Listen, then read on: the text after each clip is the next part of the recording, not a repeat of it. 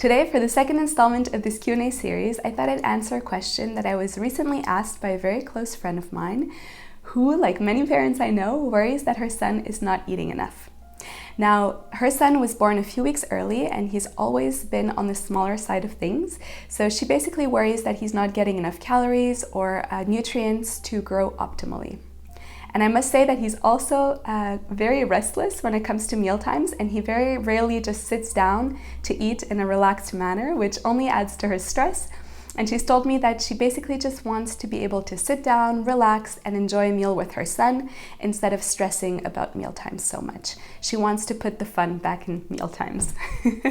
So I thought this is a situation that many of you may be relating to. It's definitely something that a lot of parents have mentioned to me and asked advice about. So I asked her if I could share her story as well as the advice that I gave her in a video format, and she graciously accepted.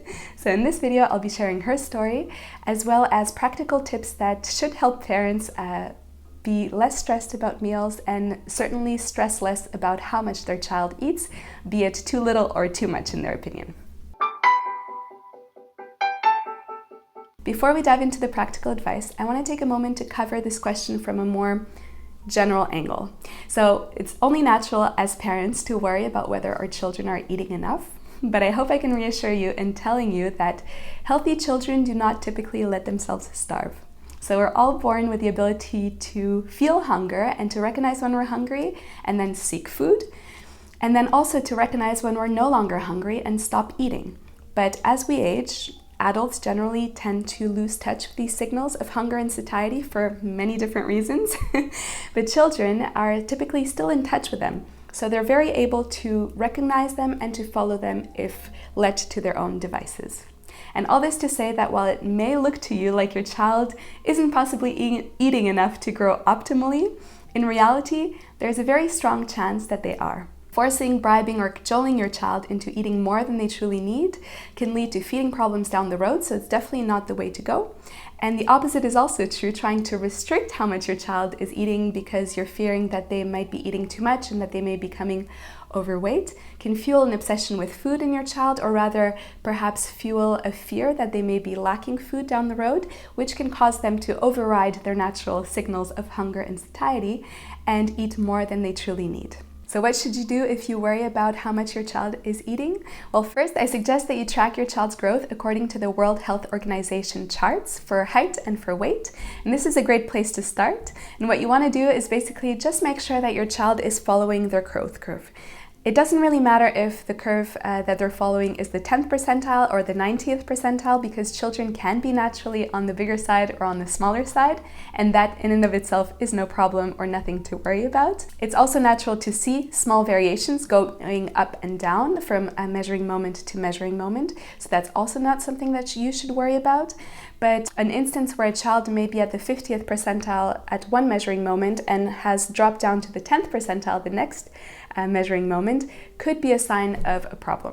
Now, this step alone can reduce a lot of worries, because many parents that worry about their child's intake actually have children that are growing according to their growth curve, which means that they're most likely getting enough calories to grow optimally. So if this is the case for you, there's generally nothing to worry about. Now, it's possible that you're not so worried about how much your child is eating in terms of calories, but rather that you're worrying about whether they're getting all the vitamins and minerals that they need to grow optimally. And if this is the case, I suggest that you try tracking a few days of what your child eats in an online food journal like Chronometer, for example.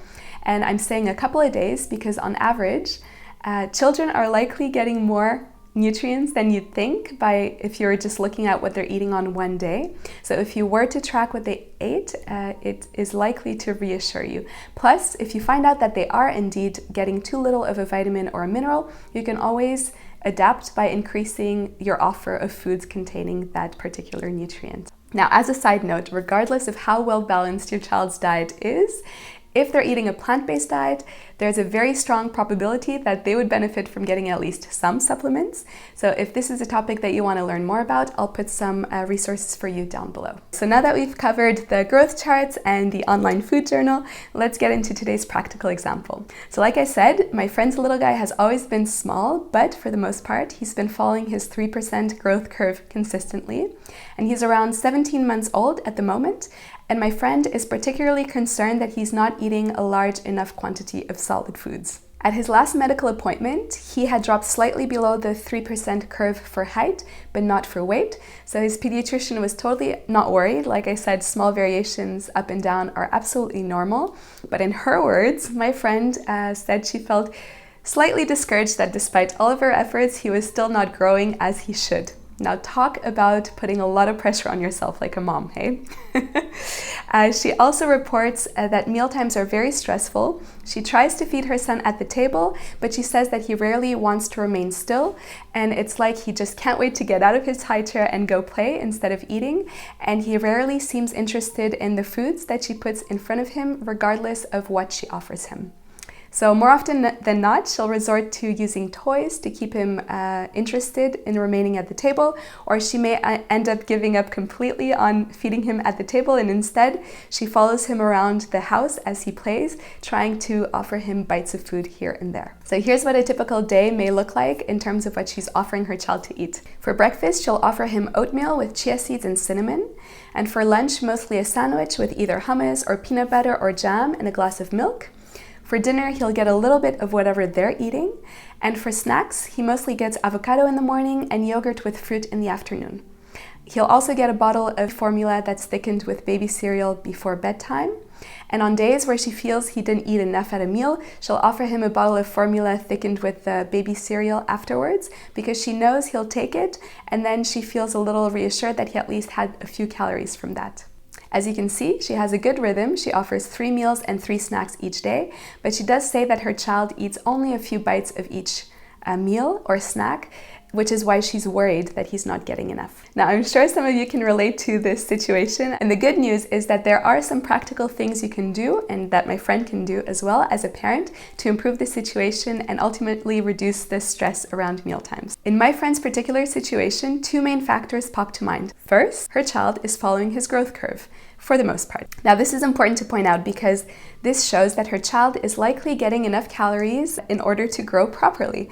So from a calorie perspective, it's very likely that he's getting enough. Yes, he dropped a little bit below the 3% curve for height, and this is certainly something that we should keep tracking just to make sure that it's not really a problem or becoming a problem.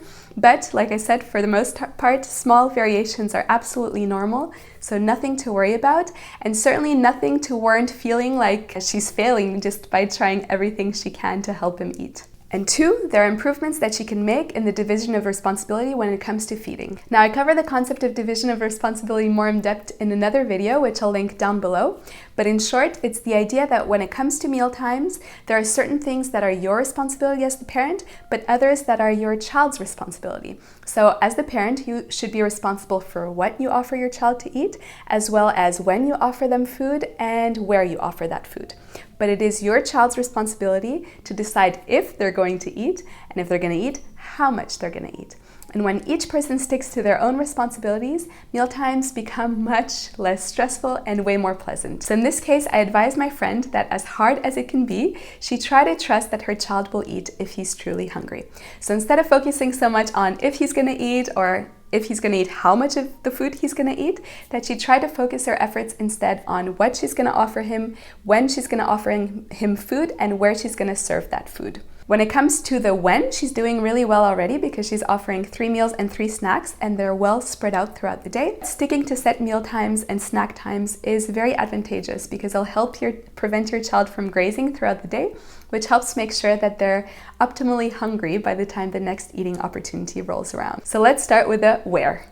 Mealtime should ideally take place somewhere that's free of distractions like toys or loud music or the TV, and the child should be able to sit comfortably, ideally in an upright position with support behind their back and under their feet. And consistently offering meals in this area, for example at the dinner table, will help children start associating the dinner table with meals, and it also helps them set expectations when it comes to meal times. So for example, they may be expected to sit down and eat rather than run around and play. Ideally, parents should also try to eat together with their children, or at the very least sit down next to them while they eat. This can make meal times more pleasant for your child, and also it helps model good eating habits and behaviors, for example, how to properly use a fork and a knife. In my friend's case, only offering meals at the table will also help prevent her from that reflex of running around after her child, trying to offer in bites of food here and there while he plays. So that is also a positive. Now, I know that it can be difficult to make this transition at first, so if you find that your child refuses to eat or just wants to get up and play instead of eat at a mealtime, it's perfectly okay to tell them that it's okay not to eat if they're not hungry, and that you'll just take the food away, put it in the fridge or set it aside, and that you'll offer them more food at the next eating opportunity. This helps them learn that it's okay to trust their own instincts, their own signals of hunger and satiety, in order to determine if they're going to eat and how much to eat. Now for the what. There are two things to keep in mind when it comes to what foods you should offer your child. First, try to always include at least 1 or 2 safe foods for each eating opportunity. And safe foods are foods that you know that your child will consistently eat if they're hungry. And then for number 2, try to follow the 3-step formula to putting meals together. And that's trying to combine a food that's rich in iron together with a food that's rich in energy, so an energy-dense food, and together with a food that's rich in nutrients, vitamins, and minerals. And I'll put a link to a video that gives you some ideas on how you can combine these foods together to make meals up here. Consistently using this 3-step formula when offering your child meals or foods increases the likelihood that they'll be getting the nutrients they need at least at one point throughout the day. And in addition, making sure that you always include 1 or 2 safe foods with each meal also can give you the confidence to know that if your child is truly hungry, he or she will eat. Now, they may eat less than you think they should, but they will eat exactly how much their little bodies are telling them they need to. When it comes to the meals and snacks that my friend offers her child, the timing may be great, but when it comes to the content, there are some slight improvements that can be made. So let's pull up her menu back up here so we can take a look. For example, breakfast could use an additional energy-dense food and a source of vitamins and minerals. So she could try to mix peanut butter, for example, or dried coconut into the oatmeal and top it up with some cut fruit. For lunch, I recommend she add a source of iron, for example, beans or lentils or chia seeds or flax seeds, as well as some vitamin and mineral-rich sliced veggies. Or maybe she can incorporate some fruits or veggies together with flax and chia seeds into a smoothie instead of the glass of milk. Dinner should be fine as long as she makes sure that she consistently offers a food from all 3 categories. And when it comes for snacks, in the morning, avocado is a great option as an energy-dense food, but it tends to lack iron, and it could also use a couple of additional vitamins and minerals. So what you could do is roll the avocado slices in ground up iron-rich nuts or seeds, and then offer it with a side of sliced fruit or veggies. For the afternoon snack, yogurt with fruit is a great start, but I'd add an extra source of fat and iron to it. For example, nut butter mixed in together with flax or chia seeds. Or she could choose to switch the yogurt out for a chia pudding topped with fruit and ground up coconut. So regarding my friend's specific situation, I also encouraged her to avoid using the formula thickened with baby cereal whenever possible. She was using it at bedtime and as a backup plan to compensate for the times where she felt that her child was not eating enough solids, in her opinion. Yes, her child will get extra calories from her mixing the formula with the baby cereal, but again, if she does this, it could reduce the likelihood that her child will feel hungry at the next eating opportunity, which will in turn reduce the likelihood that they will be interested in the solid foods that she's offering him.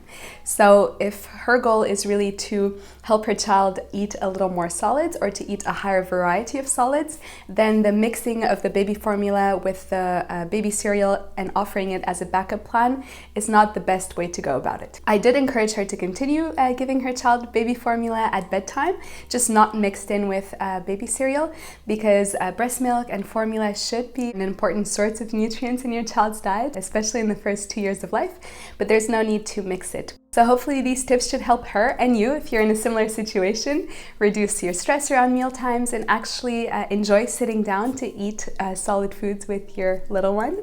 Now, if you found this video helpful, please give it a like. It does help others find my content more easily. On this channel, I share my knowledge and experience as a registered dietitian to help busy families and little ones thrive on a plant-based diet. So if that's something that you want to learn more about, I also encourage you to subscribe. And if you have any questions that you'd like for me to address in a future video, just leave them down below. And with that said, that's it for today. Until next time, ciao ciao.